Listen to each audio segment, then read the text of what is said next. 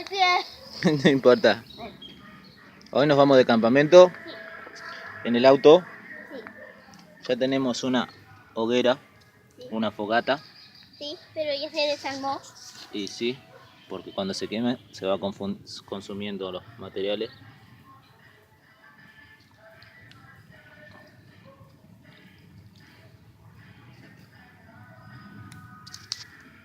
Una buena hoguera y un buen campamento.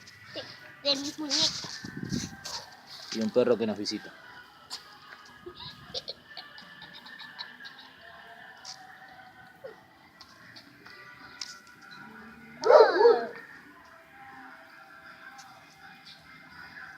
Se desarmó toda la fogata.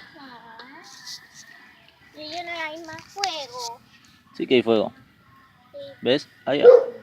Sí, pero para hacer más fuego necesitamos hojas.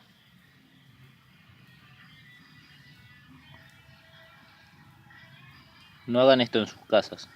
Sí, no hagan esto.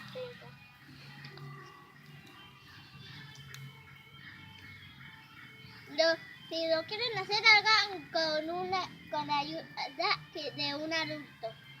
Correcto. Bueno, a jugar, Kimi.